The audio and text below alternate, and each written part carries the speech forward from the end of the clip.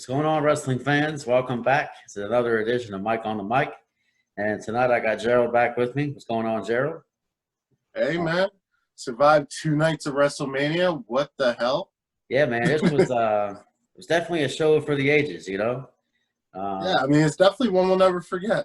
Yeah, definitely not. I mean, besides the fact that it was no audience due to, the current circumstances, this was the first ever 2-night WrestleMania. The total of, I believe, 16 matches spread out over 2 nights. And just nonstop action both nights. And so I want to talk about a couple of the matches. Obviously, each night both had a match of the night. I think we can agree that Saturday night, the match of the night, was the Boneyard match between AJ Styles 100%. and The Undertaker. Edge of my seat the whole time. Exactly. I think it was a lot better than anybody expected it was going to be, because there wasn't really much detail was given about it. The rules, where it was going to be, what how it was going to be, and it turned out to be quite the amazing segment. Yeah. I mean, honestly, we know that WWE knows cinematography, and I mean, they made lemonade out of lemons. I mean, it was one of the worst case scenarios. This was a match that would have knocked down, stadiums. It would have shut down shows easily. But we got something that gripped us. I'm not going to lie. I watched night one all the way through. And it was like, when this came on, I was like, okay, we're in. This is different. This is something, again, to be a wrestling fan nowadays, you got to respect the athleticism and not so much the showmanship or, the glitz, the glamour, all that stuff that comes with WWE.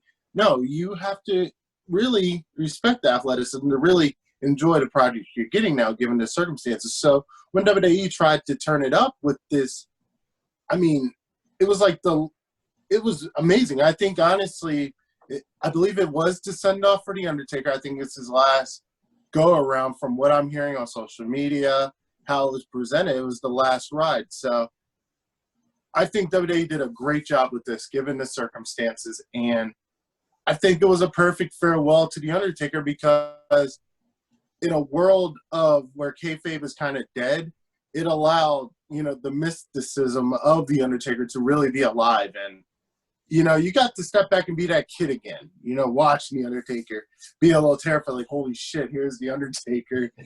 But it also brought back so many different versions of The Undertaker. You had American Badass, the motorcycle, the Metallica theme.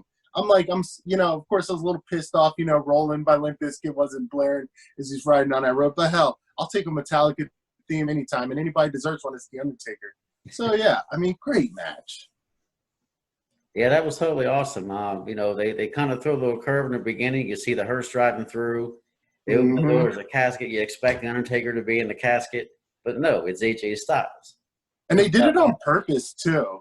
They did. That was done on purpose, because they knew people wanted old school, well, not old school technically in terms of if you're getting Dead Man or American Badass, but they wanted the American Badass. Everybody wanted him. Everybody was talking about it leading up to it. Oh my God, are we going to get the motorcycle? Is it going to happen? The promo that he cut on Monday Night Raw. I mean, they got me going. I was like, oh crap, here we go. Another Dead Man match. Like, and then all of a sudden the motorcycle, God damn, that was amazing. Yeah, I mean, I'll admit the American Badass, version of the Undertaker was not my favorite version, but it still had a real element to it. It's who Mark is in real life, what his passion is in real life, and I respect that. So that being said, to see him ride in on that motorcycle into that match was awesome. And yeah, again, I like the Rolling by Limp Bizkit, but you know what? They updated the look a little bit to keep it fresh. And I'm down with Metallica. I love Metallica. Hey. I think it was the perfect choice. I mean, hats off to him, man. I mean, on a hell of a career. I think, honestly, this is it. If The Undertaker came back again, I don't know. I think this needs to be goodbye. You thought it was going to be goodbye when he, lost to Brock Lesnar. You thought that was it. And then you thought maybe he's done after Roman Reigns. No, obviously not. He showed up for all the Saudi Arabia shows and all that. But I think after what they just did, I think it is it, because they brought too much of real life into it. Again, in a world where kayfabe is dead, they did the best to kill kayfabe. Pretty much it. Match. I mean, there's no Bray Wyatt's the only one kayfabe keeping it dead. going. Yeah, there's no question that kayfabe is dead nowadays. I mean, they refer to each other by their real names on air, which you never saw done before. Ever. You never saw that. You see all the behind the scenes looks, and I don't know if you saw after night 2, they had a sneak peek at the Undertaker Last Ride series that's coming up, and it's the first time he's ever allowed his career to be chronicled and talked about. And it was about a 15 or 20-minute segment where you hear him talking. It's him. It's just Mark, out of character, which you also never saw before, because Vince really wanted to protect that character, which is awesome because you created that mystique, that mystery about it.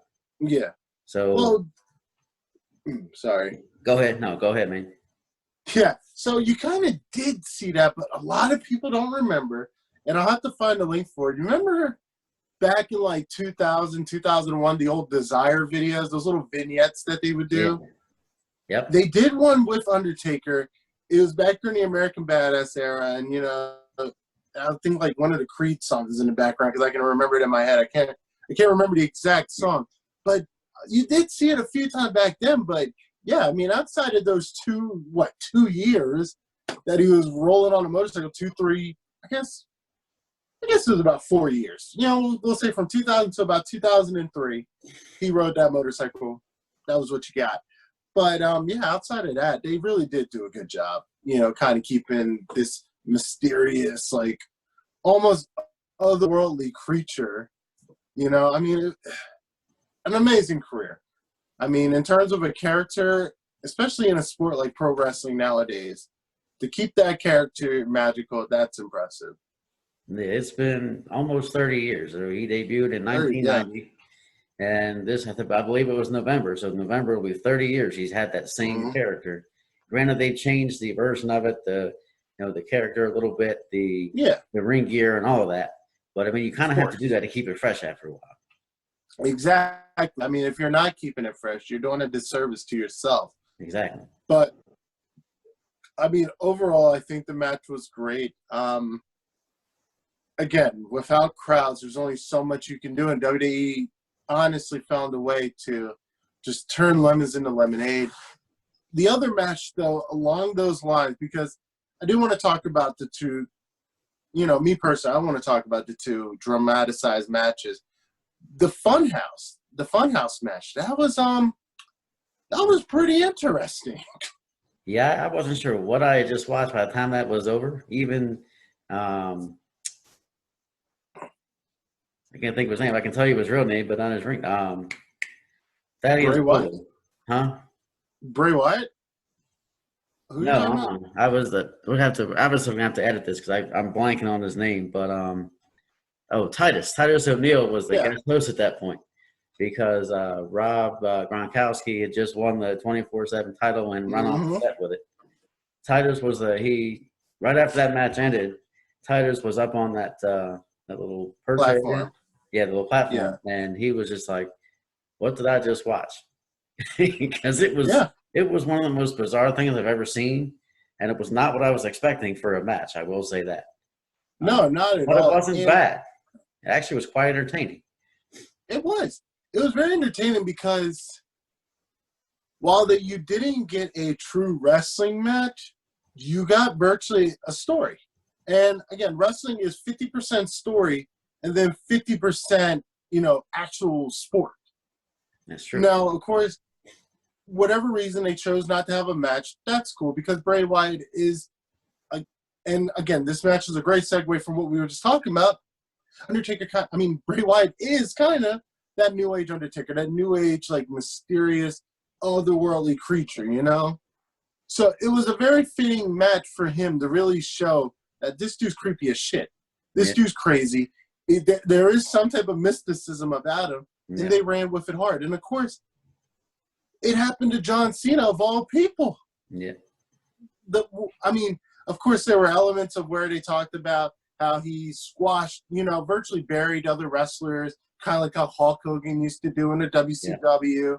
and how he's too old, and you know, the ruthless aggression. There were so many elements he touched on, and it was like this beautiful mind game, and you're glued to the TV, and you're just trying to figure out what's going on, and then of course when it all ends and the Fiend is pinned John Cena at WrestleMania, you're left like Titus O'Neil, like, oh shit, what the hell just happened? Yeah, it's. I mean, Titus didn't even have a match, but he still found a way to be on the show. Yeah. But so two things for me about the Funhouse, like you said, it shows like the versatility and the creativity that Bray Wyatt has. He's like a creative genius with this character. Everything he's done 100%. with it, as bizarre as it's been like I said, it's been genius. Like it's new, it's fresh, the crowds love it, and then when your fans love it, that's how you know you're going in the right direction. Yeah. And number two, John Cena. He's had a very storied WrestleMania career, so he really didn't need to have a match per se. I know the fans love to see him, especially at WrestleMania, but what else can he do at WrestleMania? He's wrestled almost everybody. You know, he's had his career. He's had all the matches at WrestleMania. He's had his moment at WrestleMania. So I guess this was sort of his way of getting the Fiend over, letting the Fiend have his moment at WrestleMania. Yeah, I mean, when you think about it, there's history between these two, and they kind of alluded to it a few years ago. People felt that John Cena buried Bray Wyatt. They thought that Bray Wyatt was buried by John Cena, and they kind of alluded to it. And it was almost beautiful because it was like a beauty in wrestling. You wouldn't think you would hear those two words together unless you're talking about, you know, the women's revolution or something like that.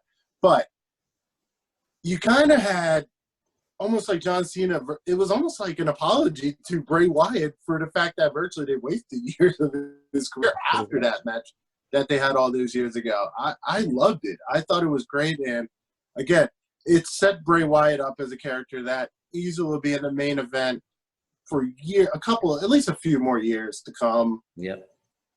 Yeah, I mean, it was a great, and I think John Cena, honestly, it was more or less a slow send-off. That transition out of the WWE has obviously been going on for a couple of years now. Yeah. But I think we're truly seeing where we probably won't see John Cena in a match for quite some time at all. Yeah, obviously coronavirus, huh? Ever since he's made the transition to acting on the big screen, that's where he's been. Like once he went the route of The Rock and Hulk Hogan and those guys, so it makes sense. But yeah, I mean, John Cena, he's not a wrestler anymore. Can he still go? Hell yeah. But he's not a wrestler anymore. But you still respect what he has done for the WWE, kind of like how The Rock did. I was getting ready to bring up The Rock, and you're absolutely right. Mm-hmm. Of course, you know, hopefully they'll do some sort of a send-off kind of thing for The Rock at some point. You know, one last match to put it in, you know, an end. Yeah. On an outstanding career. Yeah, because you never feel like I never ever got the feeling that I got that goodbye match with The Rock. Like it was always one of those things where it was like, okay, he stopped wrestling. He every now and then shows up. He'll blowtorch a thing with his name at WrestleMania, show Ronda Rousey. You know, but I never felt like, you know, we ever got that goodbye match. In fact, I remember thinking a few years ago when he showed up to WrestleMania with Ronda Rousey that we might have we're possibly going to see a Triple H versus The Rock match the following year. I thought that was going to happen. They never ran with it. I was disappointed. Yeah, I think the two of them, Triple H and The Rock, still have a lot in the tank, and they could see a match down the road sometime when the time. I definitely see it being a match down the road. I mean, if The Rock is going to come back and wrestle with anybody, who better? I mean, who's left? You're not going to get a good enough match out of Kurt Angle. Nope. You're not going to get a good enough match against, you know, Goldberg, obviously. Nope. So, I mean, unless somehow Booker T's in great shape and hiding somewhere and they want to throw him in a match, it's your next best option. So let's make it happen. Next year, you owe us WWE. We want a real WrestleMania. Give us The Rock versus Triple H. I wouldn't mind seeing another Rock Booker T matchup.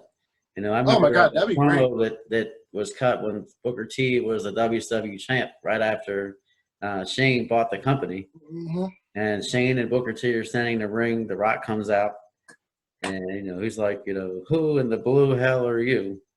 And Booker T starts to tell him, it doesn't matter what your name is. And they actually had a pretty good rivalry back in the day. Oh my gosh! Like, all right. So, and again, this will be another episode. Actually, Yeah. we may actually go on here, but I remember the Invasion era was great because you had someone like Booker T, who was very similar in charisma. Like he had that energy about him, and he had obviously a great athlete. You had The Rock, and it was just like the perfect pairing. It was poetry. It was great. Yeah. It was good old GI Pro. So let's talk about the next match on our list. I wanted to talk about the fact that Drew McIntyre and Braun Strowman were both earned their titles. They did. They finally got the belts they deserved. Of course, I remember watching it. I actually watched it with my wife. Got her to watch it. And I remember just saying to myself, like, we're looking at each other, and I'm just like, this is a waste. If they're like, it kind of was. It was great to see them hold those titles, but then you look around and you saw there was nobody there, and it was bone quiet.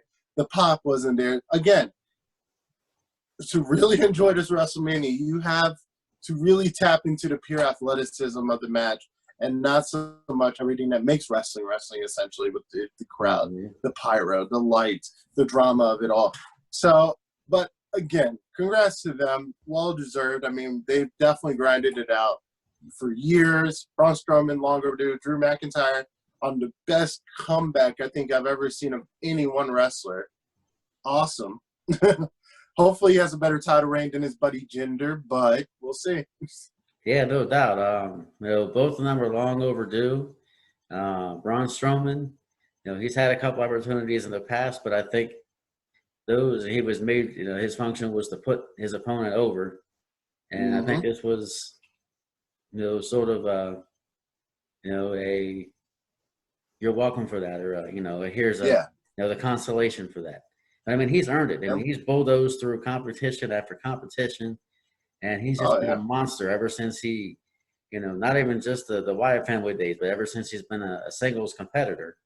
He just bulldozed through everybody in front of him. Even big guys like Mark Henry, the Big Show, the Great Khali, he's taking them all out. Yeah. I mean, when you really look back at his career, you stop and think, literally, since, like you said, he hopped on the scene, absolute destruction. It is almost a disservice that he hasn't had the title yet. And honestly, with coronavirus and what kept Roman Reigns out of WrestleMania, it's almost a miracle. It's a miracle. It also leads me to believe that eventually Roman Reigns and Braun Strowman are going to eventually feud after Mania, which would have been really awesome. And hopefully we still get to see, depending on how things go with the coronavirus. But I would love to see that feud now. I would love to see it. It'd be great. I agree. I think it would be a really physical feud, and the two of them, they could really pull that off. They would just beat the holy hell out of each other in the ring. No question. They're both big guys. Roman's not a small guy. He's probably about 6'4", 6'3", 6'4", and Braun is what, 6'8". So I mean, there's massive. A lot of size, a lot of muscle, and a lot of just physicality in that ring. A lot of athleticism. And Braun, for a big guy, he can move pretty damn well in that ring. Yep. But to see both Braun and Drew come away with the titles just sort of put the icing on the cake for WrestleMania. It was awesome. They both were due for that, and they got their WrestleMania moments. Yep. And again, it doesn't matter how they got it. They got it. At the end of the day, they got it, and hopefully they get decent enough reigns where I'm hoping that Braun just doesn't turn the title over to him at King of the Ring or something like that. I hope that Braun Strowman gets defended maybe a couple of times against maybe someone not Roman Reigns. Yeah. Or maybe he goes over against Roman Reigns down the line. And we see that build. And, build Braun as a sizable champion. I mean, he took out the Goldberg. Again, that's not saying much, but Goldberg took out Bray Wyatt. So. Yeah. I mean, we don't know if we've seen the last of Goldberg. This might have been his last match for a while. I mean, who knows? So yeah, I think he got a sizable payday, and they need to put the belt on him. But again, credit to Goldberg and who was it? I guess he's been a champion in how many decades? I think he was a champion in this decade, the 20s, the champion in 2010s, a champion in the 2000s, and a champion in the 90s. He's held a championship title over 4 different decades. Yep. That's impressive. And in so Goldberg, hell of a fucking career. Like, just retire. Yeah, 4 decades and 2 different promotions. Oh my gosh, yeah. I mean, it's impressive. It really so, is. I mean, again, I wish these matches had been on a bigger stage. And again, I'm probably annoying viewers by repeating that much about that. But, I mean, what can you say? I mean, good job. Yeah, of course. You know, I really would love to see it. I really hope that both Drew and Braun get, you know, a little bit of a title reign. Not a, you know, if they don't get a long title reign, hopefully it's, you know, a good couple of months or something. You know, yeah, exactly. Go through a couple of months. Let them defend the belt, keep the belt, and then ride it until SummerSlam at least. Exactly. Yeah. But I mean, like I said, they both deserved it. They were overdue, and they made it happen. Mm-hmm. Yep. Now, that being said, the final match of the night we both were talking about was Randy versus Edge. Okay. Now, I grew up, let's see, I was when WrestleMania 17 happened, and Edge speared Jeff Hardy from top of that ladder. I was 12 years old. So that's about, let's see, I started watching wrestling probably about 9, but I remember that was like my defining moment where I said, Edge is my guy. That one was like, this guy's badass, off the walls. So, you know, when I was watching Royal Rumble and Edge came back, it was like after 9 years and after that neck injury, I was like, this is unreal. This is not real life. Okay, I have even more of a reason to pay attention to wrestling. And then for that match, I'm impressed. That's all I can say about that match. Impressed. Yeah. At a normal WrestleMania, that would have been main event. Easily. No, without question. It would have shut the show down. Now, again, not taking away from Drew McIntyre and winning the title, but you have 2 of the greats in the business. And again, I'm not being facetious when I say that. Randy Orton and Edge are 2 of the greatest wrestlers of all time. I will put money on it. Fight me. No question. And they shut it down. They took a match that, you know, took a show where, again, it was a match that didn't need the crowds. They made the match not need the crowd, doing a lot of backstage stuff. And then the kill shot at the end, what I call it, it's like poetry. It was great. This is what happened to Edge a few months ago. And now he's getting his revenge. It's done. Clean. Who's Edge going to wrestle next? You know, that's where I'm at. That was great. That was amazing. It couldn't have been done more better unless you added a whole stadium full of people. Yeah, I said it again. Drink every time I say it. Yeah. But, yeah, we're going to make LitTube drinking, and that's going to be a thing during quarantine. But, yeah, amazing match. Totally impressed.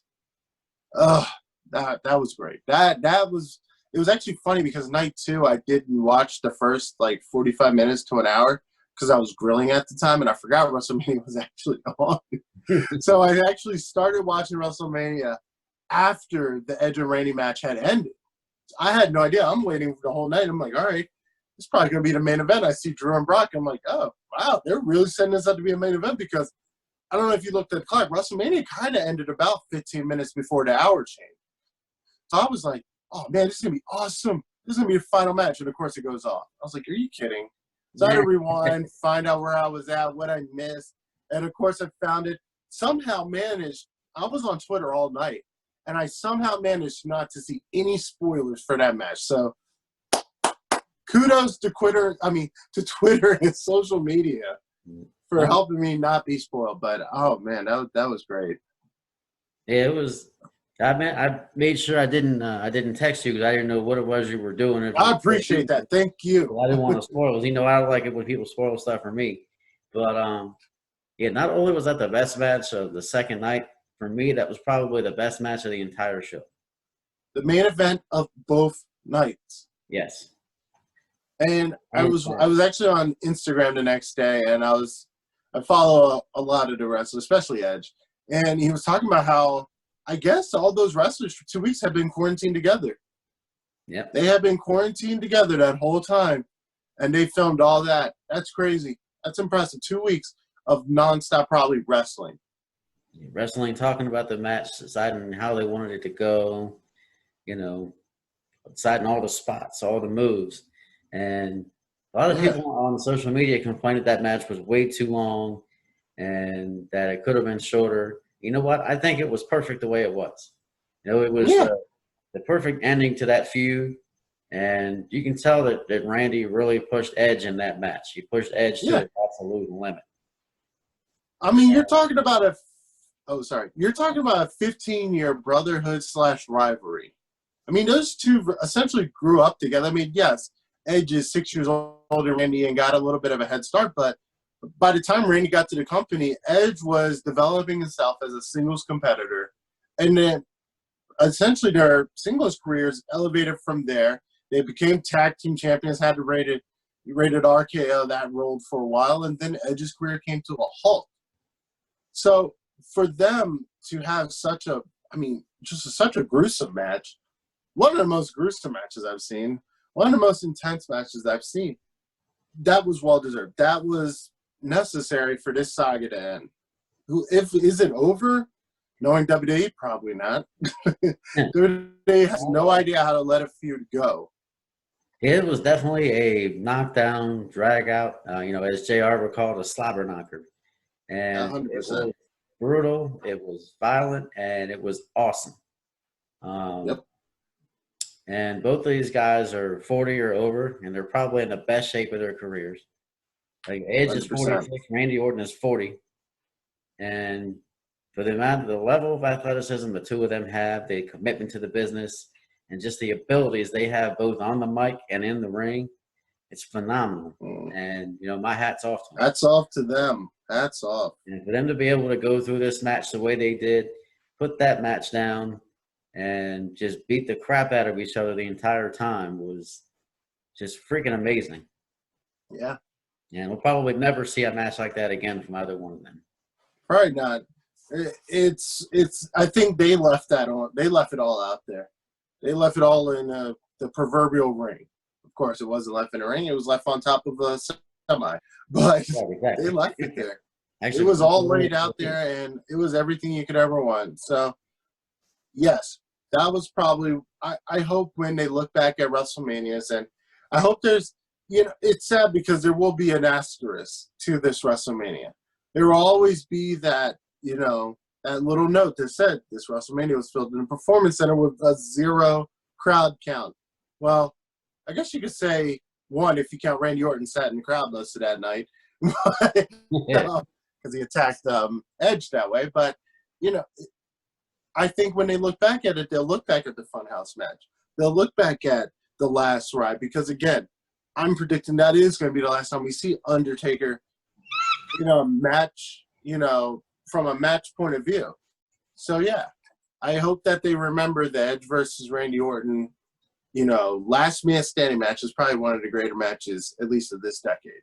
It's definitely one of the most brutal matches, one of the most taxing matches. Years. You have to be in tip-top shape for that match.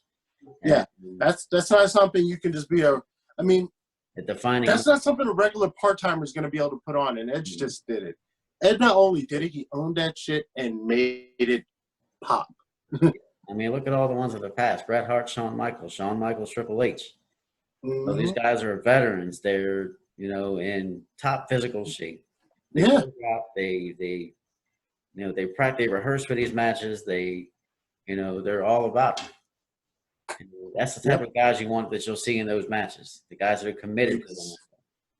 Exactly. So, again, overall WrestleMania, probably I would give it a D+, C-. But you're not giving it a D-, a D+ or C- for the simple event of his own. They did, with the effort they put forth, the fact that they were able to put a show on, the fact that these wrestlers were apparently quarantined together to put this on, I give that an A. The effort, amazing. But of course, given the situation, you get what you get. But those matches we talked about tonight, those matches were amazing. Yeah. I mean, those weren't the only matches. Those were definitely the best matches of the show. Yes. But there were a lot of other matches on that card, and there were some really good, some not so great. But you know what?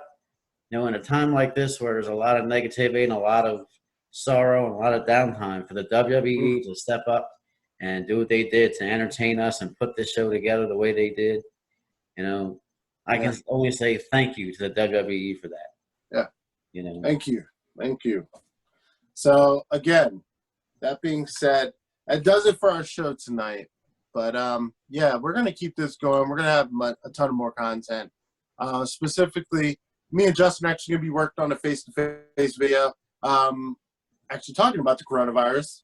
And we're going to have some other videos that you and me are going to be working on and a few others. Yeah. So, for all you guys tuning in on YouTube or on Facebook or wherever you're watching, thank you for tuning in. Thank you for hanging with us. And stay tuned for so much more. Don't forget to like and subscribe. Good night.